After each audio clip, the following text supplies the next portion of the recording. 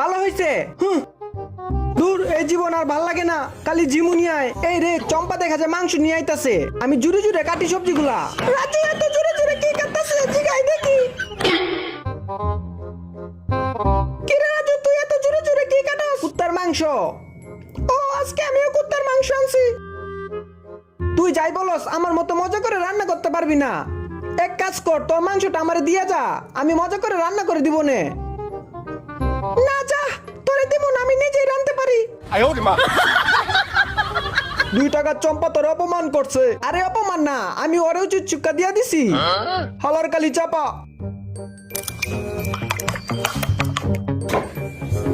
আজকে মদনারে এই মাটন আর ডিম দিয়ে এমন এক রেসিপি বানায় দিব, ও খায়া পুরো কুত্তার মাংসের ফিল পাইবো।